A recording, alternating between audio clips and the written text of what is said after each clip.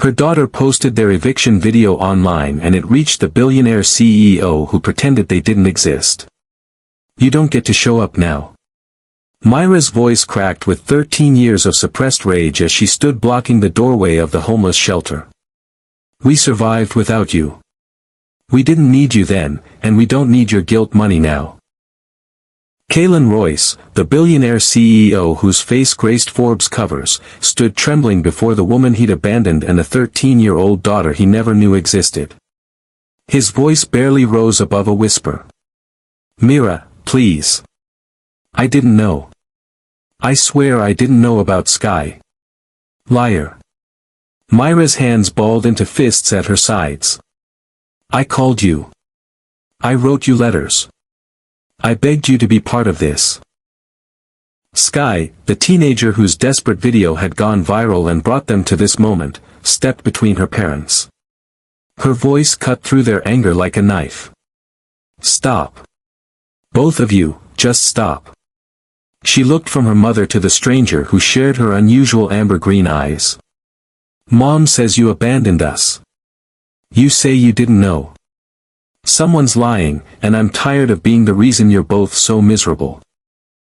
The silence that followed held 13 years of missed birthdays, unanswered letters, and a truth that would shatter everything they thought they knew.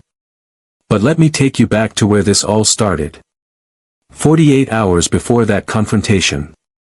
48 hours before a 13-year-old girl's video would explode across the internet and force a reckoning no one saw coming. Mira Lawson's hands trembled as she folded the eviction notice into smaller and smaller squares, as if compressing the paper might somehow compress the reality it represented. The afternoon sun filtered through the thin curtains of their modest apartment in Riverway District, casting shadows across the worn furniture she'd worked double shifts to afford. 48 hours. The words on that official document might as well have been a death sentence. 2 days to pack 13 years of memories, to uproot her daughter from the only home she'd ever known, to figure out where they would sleep when the clock ran out. Through the thin apartment wall, she could hear Sky humming while setting up her phone for another video. At 13, her daughter saw the world through a lens of possibility, documenting their life with the innocent optimism of someone who still believed happy endings were guaranteed. Mira had worked tirelessly to preserve that innocence. She'd taken every extra shift at Bernie's diner that her manager offered. She'd stretched every dollar until it screamed. She'd smiled through bone-deep exhaustion so Sky would never know how close to the edge they constantly teetered. But this time, the edge had crumbled beneath them. The landlord's visit that afternoon had been swift and humiliating. Mr. Chen had been patient for months, more patient than most landlords would have been. But patience had limits, and those limits had expired. Mira remembered standing in the doorway, Sky's curious face appearing behind her, as Mr. Chen explained in carefully neutral tones that the property was being sold and they needed to vacate immediately. "Mrs. Lawson." Mr. Chen had shifted his weight uncomfortably, unable to meet her eyes. "I've given you as much time as I could. 3 months of deferred rent. But the new owners take possession next week, and they want the building empty." Mira had felt Sky's presence behind her, felt her daughter's hand slip into hers. "I understand, Mr. Chen. We'll be out by Friday. I'm sorry." He'd handed her the official notice, his expression genuinely apologetic. "I really am. You've been good tenants. If circumstances were different." But circumstances weren't different. Mira had taken the paper with steady hands, maintained her composure until Mr. Chen's footsteps faded down the hallway. Only then had she allowed herself to close the door, lean against it, and feel the full weight of their situation crash over her. What Mira didn't know was that Sky had quietly raised her phone, not out of malice or defiance, but out of the pure panic of a child watching her mother's world collapse. The video captured everything.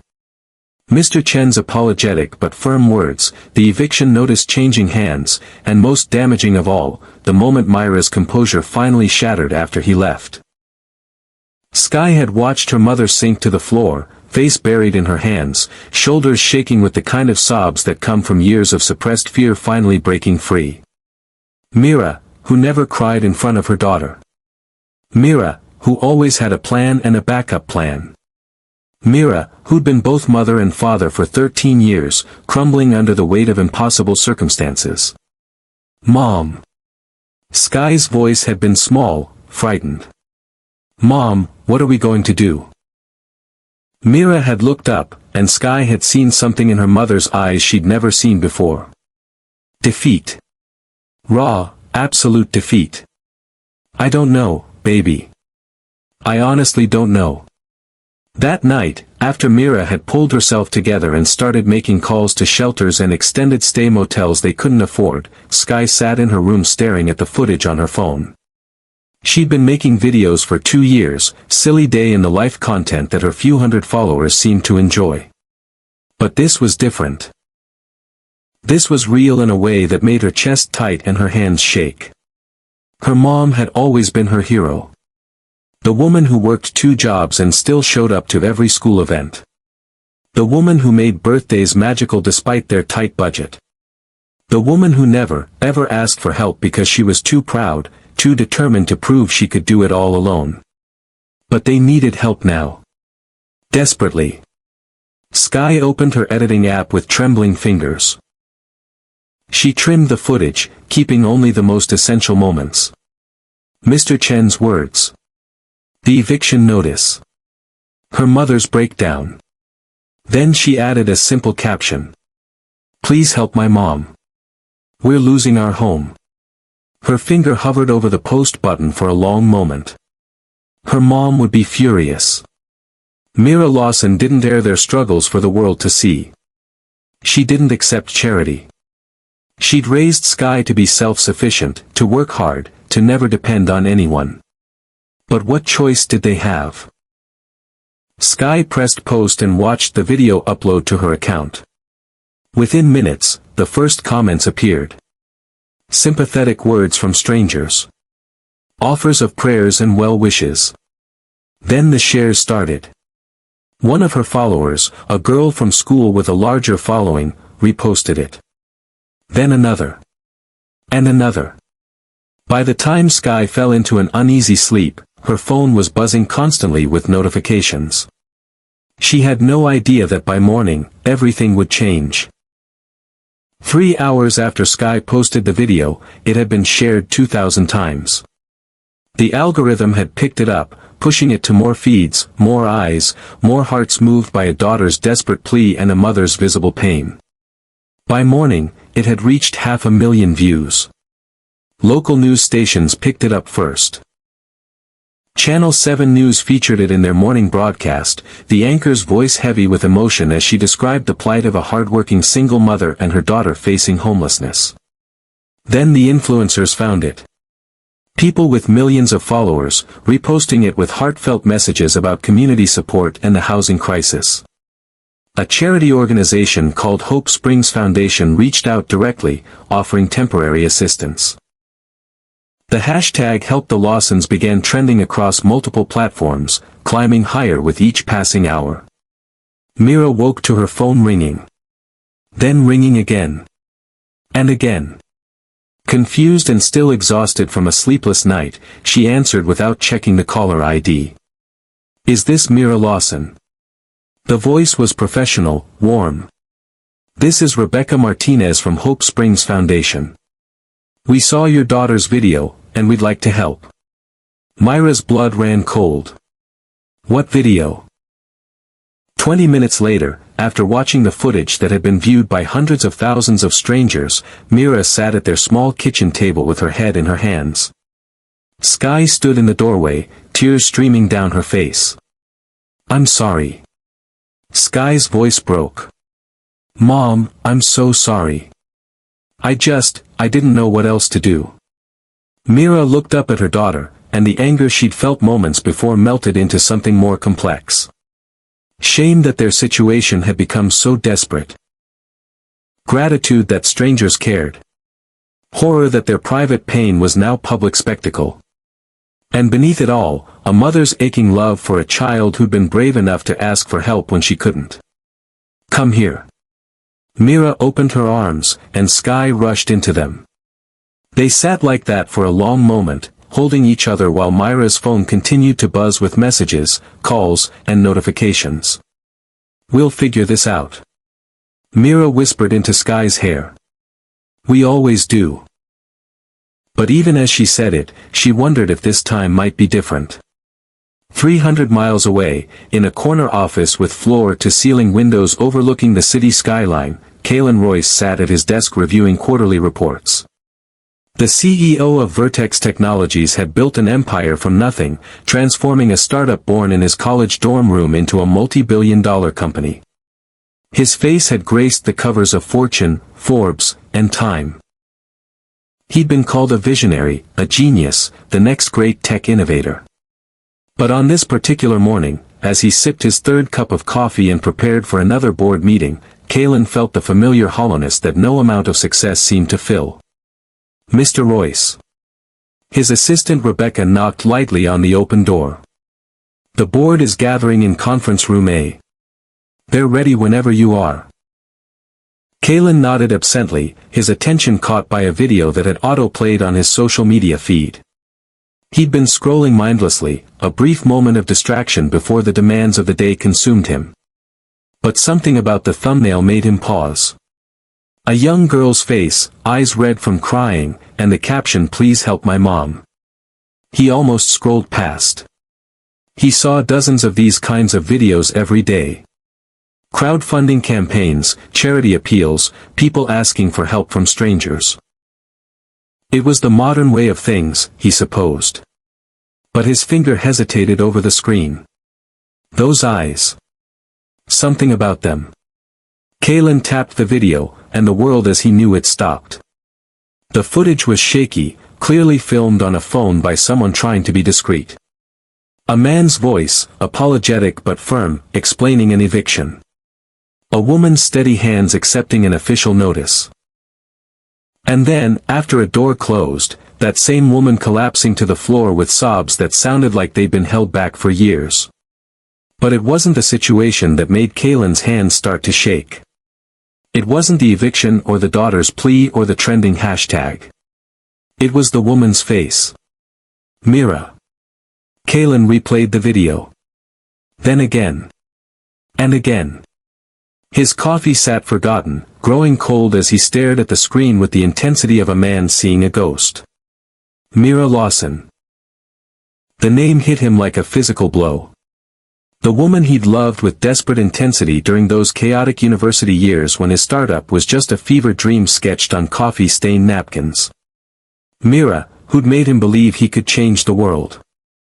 Mira, who'd called him 14 years ago with news that should have changed everything, but instead changed nothing because he'd been too consumed with investor meetings and product launches to truly hear her. He remembered that conversation now, fragments of it surfacing from the depths of memory he tried to bury. "Kalen, I'm pregnant." Her voice had been shaking, hopeful, terrified. He'd been in a taxi, on his way to meet with potential investors. The timing couldn't have been worse. "What?" "Mira, The meeting is in 15 minutes. Can we talk about this tonight?" Tonight had never come. He'd been too exhausted after securing the funding. Too focused on hiring his first employees. Too caught up in the intoxicating rush of building something from nothing. He'd sent money. He remembered that much. $10,000 wired to her account with a note that he thought covered everything. Assumed it would be enough, that financial support fulfilled his obligations. When the divorce papers arrived 3 months later, he'd signed them without contesting, telling himself he was doing what was best for both of them. Mira would be free to find someone better, someone present, someone who could be a real partner and a real father. A real father. Kalen's eyes shifted from Myra's face to the girl in the video. The teenager who'd filmed this desperate plea. She appeared on screen for just a moment, reaching out to comfort her mother, and Kalen's world tilted on its axis. Those eyes. The same unusual shade of amber green that stared back at him from his bathroom mirror every morning. The same slight asymmetry in her smile that he'd inherited from his own mother. The way she tucked her hair behind her ear with her left hand, exactly like he did when he was nervous. Oh God. Kalen stood abruptly, his chair rolling back and hitting the window behind him with a soft thud. His assistant appeared in the doorway, concern creasing her features. Mr. Royce. Are you all right? The board is. Cancel it. His voice didn't sound like his own. Sir. Cancel the meeting. Cancel everything today. He couldn't tear his eyes away from the frozen frame on his screen. The girl, his daughter, looking at the camera with eyes that were unmistakably his. And get me Luther Dane's file. Every communication he handled on my behalf 13 to 14 years ago. I want it all on my desk within the hour. Luther Dane. The name tasted bitter in his mouth. His attorney during those early, frantic years of building Vertex Technologies. The man who'd managed all Kalen's personal affairs while he focused obsessively on growing the company. The man who'd assured him that everything was handled, that Mira was fine, that she'd signed the divorce papers willingly and wanted nothing more from him. A cold suspicion was forming in Kalen's gut, one that made his blood run alternately hot with rage and cold with dread. He replayed the video once more, this time watching every detail. The apartment was small but meticulously maintained. Modest furniture, but everything clean and carefully arranged. Through a doorway, he could see a corkboard covered with what looked like honor roll certificates and art projects. A science fair ribbon. A perfect attendance award. Evidence of a life built, a child raised, all without him. 13 years. The girl had to be 13, maybe 14. The timeline fit perfectly. While he'd been building his empire, attending galas, making Forbes lists and giving TED Talks about innovation and success, Mira had been fighting daily battles just to keep a roof over their daughter's head. Their daughter. The words felt foreign and terrifying and somehow absolutely right all at once. If you believe people can change, if you've ever wondered what you'd do if you got a second chance you didn't deserve, I need you to stay with me. This story is about to take turns you won't see coming. And if you're feeling this in your chest the way I am, hit that subscribe button for Mr. Steven Stories. Your subscription helps this channel grow and brings these powerful stories to people who need them. Drop a comment right now telling me, do you believe in second chances? Because what's about to happen will test everything you think you know about forgiveness. Kalen's hands shook as he pulled up the contact information embedded in the video's description. A shelter in Riverway District. 283 miles away. Approximately 4.5 hours by car. He grabbed his jacket and headed for the elevator, his mind racing. His assistant called after him, confused and alarmed by his sudden departure. Mr. Royce, where are you going? What should I tell the board? Tell them it's a family emergency. The words felt strange on his tongue. Family. He'd convinced himself he didn't need one, didn't have time for one, wouldn't be good at maintaining one. But watching that video, seeing Sky's desperate plea and Myra's breaking point, Kalen understood with devastating clarity that he'd been lying to himself for 13 years. He had a family. He'd always had a family. He just hadn't been part of it. The elevator descended in silence, each floor a countdown to a journey he should have made 13 years ago. In the parking garage, his driver stood waiting by the company car, but Kalen shook his head and headed for his personal vehicle instead. This wasn't a trip for hired drivers and professional distance. This required him to sit with every mile, every minute, every mounting realization of what he'd thrown away. As he merged onto the highway, the city skyline receding in his rearview mirror, Kalen made himself a promise.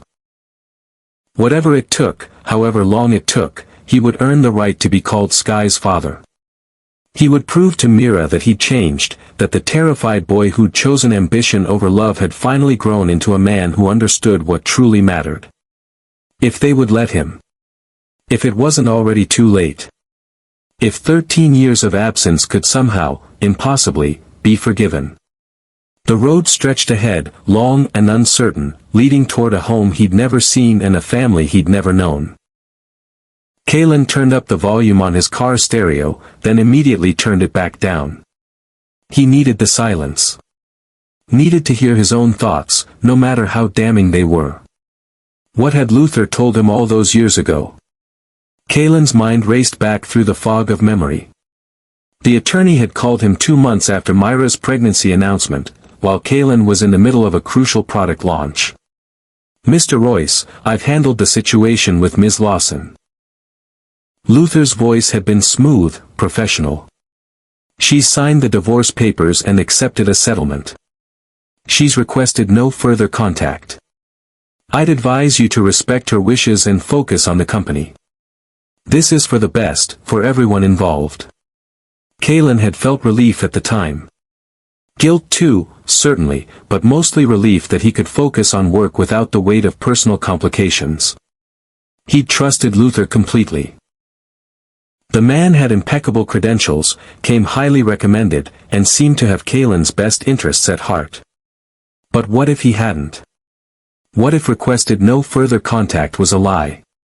What if there had been letters, calls, attempts to reach him that Luther had intercepted?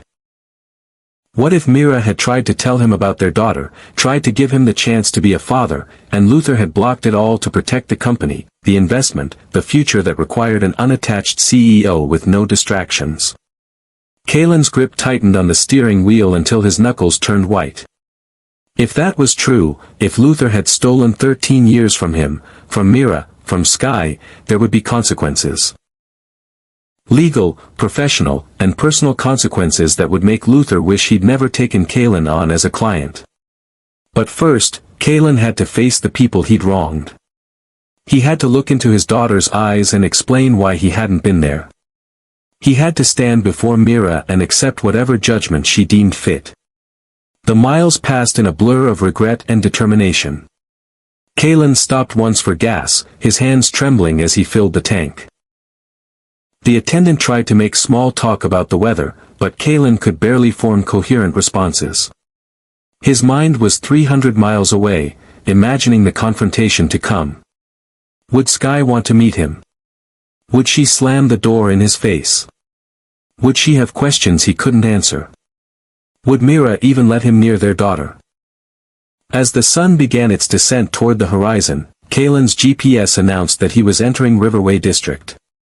The neighborhood was a stark contrast to the gleaming downtown corridor he'd left behind. Modest houses with chain-link fences. Small businesses with sun-faded signs. A community center with peeling paint. This was where his daughter had grown up. This was the world Mira had navigated alone. The shelter's address led him to a converted church building, its stone facade weathered but sturdy. Cars filled the small parking lot, families coming and going with their belongings in black trash bags and worn suitcases. Kalen parked and sat for a moment, gathering courage he'd never needed in any boardroom. A teenage girl emerged from the shelter's entrance, phone in hand, earbuds dangling from her neck. Kalen's breath caught. It was her. Sky. Up close, the resemblance was even more striking. She had Myra's nose, her delicate features, but everything else was unmistakably his. The shape of her face. The way she walked with her shoulders slightly hunched, like she was trying to make herself smaller. The concentrated expression as she scrolled through her phone. His daughter. Kalen opened his car door before he could talk himself out of it. The sound caught Sky's attention, and she looked up, directly at him. For a moment, they just stared at each other across the parking lot. He saw confusion flicker across her face, then curiosity. Sky took a step toward him, tilting her head slightly. "Can I help you?" Kalen's voice failed him. He opened his mouth, closed it, tried again. "I'm looking for Mira Lawson." "Mom." Sky's expression shifted to caution. "Why?" Before Kalen could answer, the shelter door opened again, and Mira stepped out. She was looking down at a folder of papers, her brow furrowed in concentration. Sky, did you remember to? Her voice trailed off as she looked up and saw him. The folder slipped from Myra's hands, papers scattering across the pavement. Her face went from confused to shocked to furious in the span of a heartbeat. Sky moved instinctively toward her mother, protective and uncertain. Mom. Sky's voice held a question. Who is this? Myra's eyes never left Kaylin's face. Her voice, when she spoke, was barely controlled. Sky, go inside. But. Now. Sky hesitated, looking between her mother and the stranger who'd made her mother's hands shake. Something in Myra's expression must have convinced her, because she backed toward the shelter entrance, though she didn't go in. She stayed in the doorway, watching. Kaylin stepped forward, and Myra held up a hand like a stop sign. Don't. Don't you dare come closer. Myra, Kaylin's voice cracked. I saw the video. I saw Sky. I didn't know. I swear to God, I didn't know. And there it was. The confrontation that had been building for 13 years. The moment when everything would either begin to heal or shatter beyond repair. Myra's laugh was sharp, bitter. You didn't know. You didn't know. She took a step toward him, fury radiating from every inch of her small frame. I called you, Kaylin. I left messages. I wrote letters. I gave you every opportunity to know. I never got them. Kaylin's voice rose with desperation. I never got any letters, any messages beyond that first call. Myra, I thought you wanted nothing to do with me. I thought you'd moved on. So you just believed that. Her voice shook. You just accepted that I'd cut you out and never questioned it. Never thought to check. Never wondered about what happened after that phone call. I was building the company. I was. Kaylin stopped, hearing how pathetic the excuse sounded. I trusted my attorney to handle everything. Your attorney. Myra's eyes flashed. You trusted your attorney more than you trusted me. More than you cared about what might have happened to us. Sky stepped out from the doorway, unable to stay silent any longer. Us. She looked at Kaylin with those amber-green eyes that were mirror images of his own. Are you? Her voice dropped to a whisper. Are you my father? The question hung in the air between them. Kaylin looked at this girl, this beautiful, brave girl who'd been desperate enough to post a video begging strangers for help because she had no one else to turn to. This girl who should have had him from the beginning. Yes. His voice broke. Yes, I'm your father. And I'm so sorry. Sky's face crumpled. Sorry. Sorry for what? For not being there. For not knowing I existed. For. She gestured wildly at the shelter behind her. For this. For all of it. Myra moved between them, her protective instincts overriding everything else. Sky, baby, go inside. Please. No. Sky's voice was stronger now, anger replacing shock. No, I want answers. She turned to Kaylin. If you didn't know about me, why didn't you know? Why didn't you care enough to find out? The question gutted him. Because I was selfish. Because I was scared. Because I convinced myself that money was enough, that I could buy my way out of responsibility. Because I was 23 and stupid and terrified of being a father. And now. Sky challenged. What changed? You see a sad video online and suddenly you care. Kaylin shook his head. I saw your face. I saw your eyes. I saw everything I should have been part of and wasn't. And yes, it took a video going viral for me to realize what I'd lost, and that makes me even more pathetic than you think. But Sky, I'm here now. I'm here, and I want to. He looked helplessly at Myra. I want to try to fix this. You can't fix 13 years. Myra's voice was flat, emotionless. You can't fix birthday parties you missed and soccer games you weren't at and parent-teacher conferences where I sat alone. You can't fix the nights I worked double shifts while Sky stayed with neighbors because I had no one else. You can't fix any of it. I know. Kalen felt tears hot on his face and didn't bother to wipe them away. I know I can't. But I can try to be here now. I can try to be the father Sky deserves from this moment forward. We don't need you. Myra's voice hardened. We've survived this long without you. We'll keep surviving. But you shouldn't have to just survive. Kalen took a tentative step closer. Please, Mira. Let me help. Let me. He pulled out his phone, pulling up his banking app with shaking hands. I can transfer funds right now. Enough for an apartment, for. We're not your charity case. Mira cut him off. We don't want your guilt money. It's not guilt money. It's. Kalen stopped, recognizing the lie. Okay, it is guilt money. But it's also child support I should have been paying for 13 years. It's every birthday present and Christmas gift and school supply and doctor's visit that I wasn't there for. If this is hitting you hard, if you're wondering what happens next, I need you to do something for me. Hit that like button right now. It helps more people find this story, and trust me, you're going to want to share this with someone when it's over. And subscribe to Mr. Steven Stories, because we're just getting started, and what comes next will change everything. Comment below and tell me, is Mira right to refuse him, or does Sky deserve to know her father? Your perspective matters. Sky spoke up, her voice cutting through her parents' argument. I want to know something. She looked directly at Kalen. You said you trusted your attorney to handle everything. What exactly did he tell you?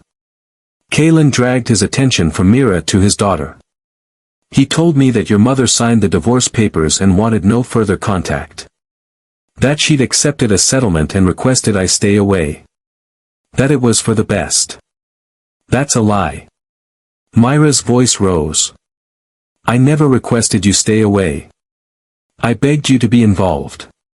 Do you have proof? Sky interrupted. She looked at her mother. Do you have the letters you sent? Mira hesitated.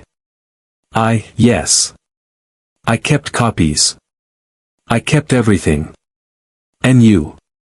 Sky turned to Kalen. Can you get records from your attorney? Of what he told you, what communications he handled? Kalen nodded slowly, understanding dawning. I already requested his files. They should be compiled by now. Sky pulled out her phone. Then we need to figure out the truth. Because one of you is lying, or someone lied to both of you. It was such a simple statement, but it carried the weight of possibility. What if neither of them had been entirely wrong? What if they'd both been victims of manipulation? Kalen's phone buzzed. A message from his assistant. Luther Dane's files compiled and sent to your personal email. There are some irregularities you should see.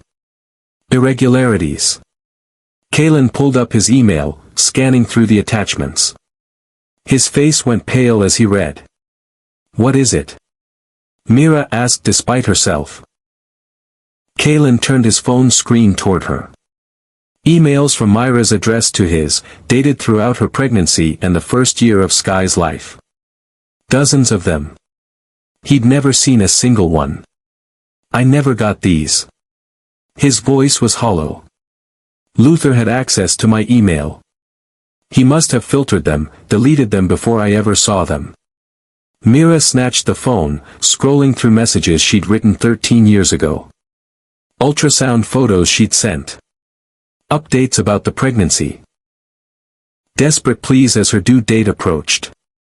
Announcements of Sky's birth with attached photos of a tiny newborn with wisps of dark hair. There were more. Videos of Sky's first steps. First words. First day of school. All sent to an email address that had never replied because the recipient had never known they existed. Oh my God.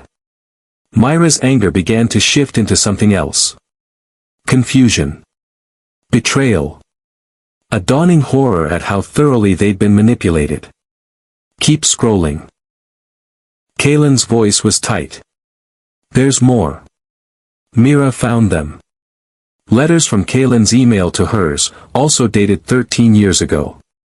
Apologies for being distant. Requests to talk. Questions about the baby. All blocked by Luther's interference, just like her messages to him. You tried to reach out. Mira whispered. And you tried to include me. Kaylin's eyes met hers. We were both trying. We both got played by a man who thought he knew better. Sky finished. She was still recording on her phone, capturing this entire exchange. Her face was set in determined lines. We need to confront him. Mira looked at her daughter. Sky, this isn't. Yes, it is. Sky's voice was fierce. He stole 13 years from all of us. From you, from him, from me. I want to hear him admit it. Kaylin made a call, putting it on speaker. Luther Dane answered on the second ring, his voice smooth and professional. Kaylin. I heard you canceled your board meeting. Is everything all right? No, Luther. Everything is not all right. Kaylin's voice was ice. I'm standing in front of Mira Lawson and the daughter I didn't know I had. The daughter you made sure I didn't know about. A pause. Then Luther's voice, carefully neutral. I'm not sure what you're implying. I'm implying that you intercepted our communications. That you filtered emails and blocked messages. That you lied to both of us about what the other wanted. Another pause, longer this time. Then Luther sighed.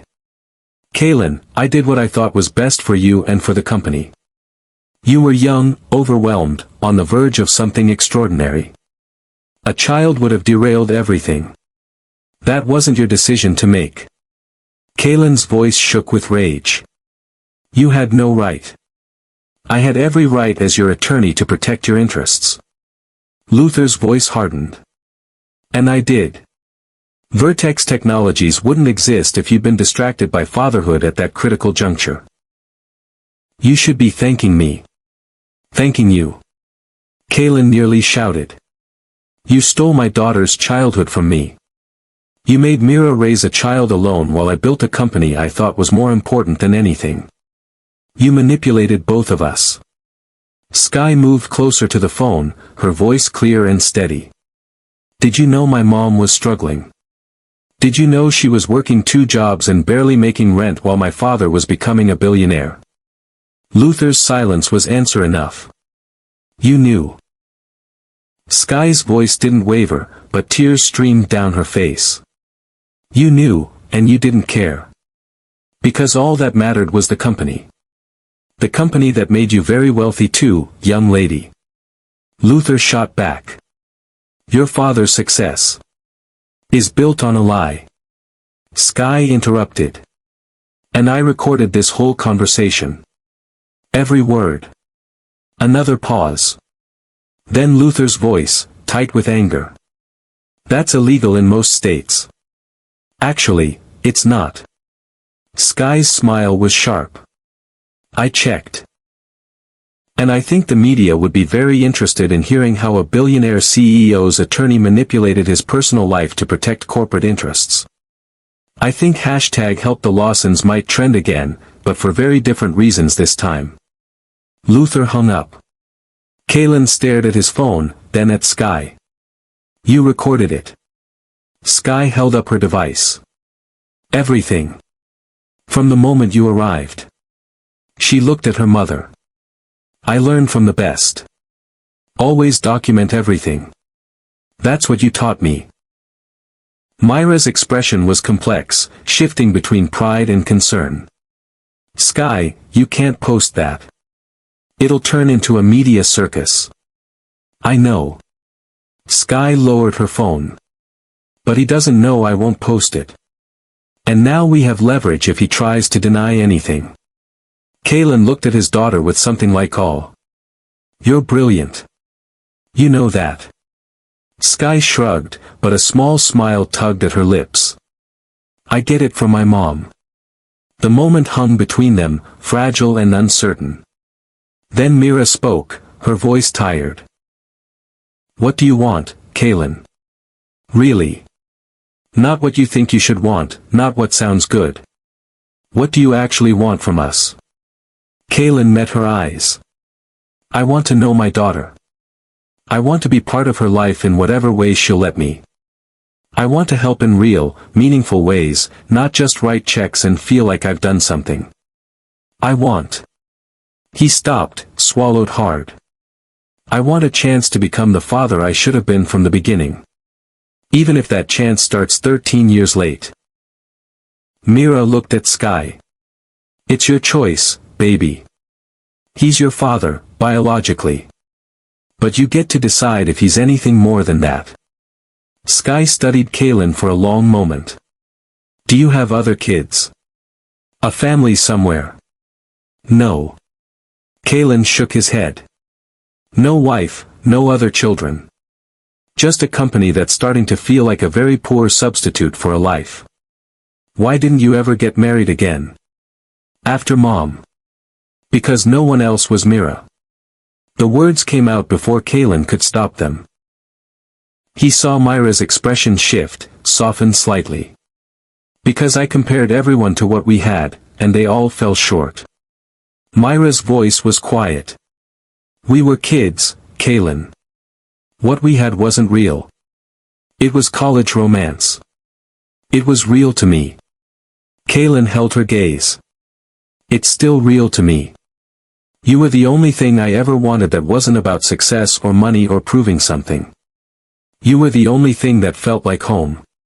Sky cleared her throat. So, here's what's going to happen. She sounded remarkably like her mother, authoritative and no nonsense. You're going to help us find an apartment. Not a penthouse, not some luxury place. Something modest that we can afford to keep even without your help. Kalen nodded. Okay. And you're going to visit. Once a week to start. We'll have dinner or something, get to know each other. But if you miss even one visit without a good reason, you're done. No second chances on second chances. Understood. And you're going to fire that lawyer and make sure everyone knows why. Sky's eyes flashed. I don't want your money or your name or anything else from you if it means people like him get away with what they did. He's already fired. Kalen's voice was firm. And yes, everyone will know why. Sky turned to her mother. Is that okay with you? Mira studied Kalen for a long moment. Then, slowly, she nodded. 1 week at a time. The second you make her feel like she's not a priority, the second you choose your company over her, we're done. Clear. Crystal clear. Kalen felt something in his chest loosen. Thank you. Both of you. Thank you for giving me a chance I don't deserve. You're right. Myra's voice was sharp. You don't deserve it. But Sky does. She deserves to know her father, if you can manage to actually be one. Over the following weeks, Kalen kept his promise. He helped them move into a modest 2-bedroom apartment in a safe neighborhood with good schools. He showed up every Saturday for dinner, sometimes bringing groceries, sometimes bringing nothing but himself. He sat through awkward conversations and longer awkward silences.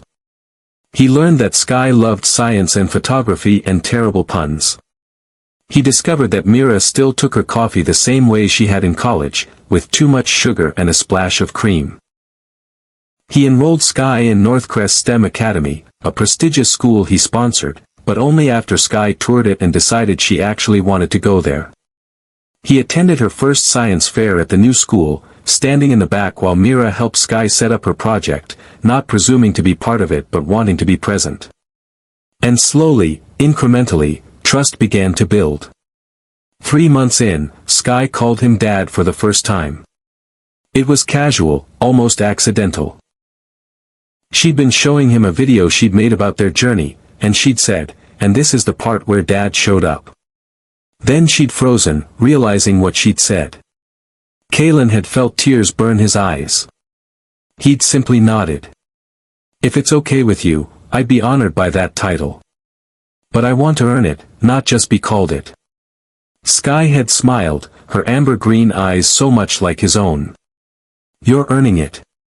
It's slow, and it's weird, and sometimes I'm still mad at you for not being there before. But you're here now. That's what matters." Now, 6 months after a desperate video had brought them back together, the three of them sat in their small living room. Sky had made a new video, and she wanted to show it to both her parents together. "This one's different," Sky explained, setting up her laptop. "It's not asking for help. It's about healing." She hit play, and her voice filled the room. "This is a story about a family that broke," she said on screen, images of their old apartment flickering past. "About a mom who fought alone, a dad who didn't know he was a dad, and the girl in the middle who brought them together with one desperate video." The footage shifted to more recent scenes. Kalen and Mira working together in the kitchen, awkward but comfortable. Sky's Science Fair Award. The three of them on a weekend walk, not quite touching but not quite separate either. Families break. Sky's voiceover continued. "Sometimes they break because of lies, or fear, or people who think they know better. Sometimes they stay broken forever. But sometimes, if everyone's willing to try, if everyone chooses to show up even when it's hard, they heal." The video ended on a shot of their new apartment. Small but filled with light. 3 people learning to be a family. "Mine is learning how to choose each other," Sky said on screen. Finally. The screen went dark. Mira wiped her eyes. Kalen reached over and squeezed Sky's hand. "It's perfect." Myra's voice was thick with emotion. "You're perfect. I want to post it," Sky said. "But I wanted you both to see it first." "Post it." Kalen agreed. "Let people know that sometimes broken things can be repaired. That it's messy and hard and takes time, but it's possible." Sky uploaded the video that night. It didn't go as viral as the first one had, but it reached the people who needed to see it. Single parents fighting alone. Absent fathers wondering if it was too late. Children caught between adults who'd failed them. And in the comments, person after person shared their own stories of families breaking and, sometimes, healing. A year later, the three of them stood in their living room on Sky's 14th birthday. A modest cake sat on the table, candles lit and waiting. Kalen had wanted to throw her a huge party, rent out a venue, invite everyone. Sky had asked for this instead. Just the three of them, like a real family. "Make a wish," Mira encouraged. Sky closed her eyes, then opened them again. "I don't need to. Everything I wished for last year already came true." She blew out the candles, and in that moment, surrounded by the 2 people who'd given her life and then learned how to be her parents, Sky Lawson felt complete. Kalen looked at Mira over their daughter's head. "Thank you," he mouthed. Myra's smile was soft. "We're not done yet," she mouthed back. "We're still figuring this out." And they were. It wasn't perfect. There were still hard conversations ahead, still wounds that needed time to heal. Kalen and Mira weren't together as a couple, might never be. But they were co-parents who respected each other, who put their daughter first, who were learning to forgive. Sky cut the cake, and as they sat together eating too much sugar and laughing at Kalen's terrible dad jokes, none of them could deny that this, right here, was what family looked like. Not perfect. Not traditional. But real, and chosen, and built on a foundation of second chances and daily commitment. If this story moved you, if it made you think about your own family or the chances you wish you'd taken, I need you to do something. Hit that subscribe button for Mr. Steven Stories. Every subscription helps this channel grow and brings these powerful messages of hope and healing to more people who need them. Drop a comment telling me about a second chance you've given or received. Your story might be exactly what someone else needs to hear today. And share this video with someone who needs to know that it's never too late to choose love, to choose family, to choose showing up even when it's hard. Thank you for being here. Thank you for believing in stories that matter. Until next time, remember that families aren't just born, they're built. One choice, one day, one act of courage at a time.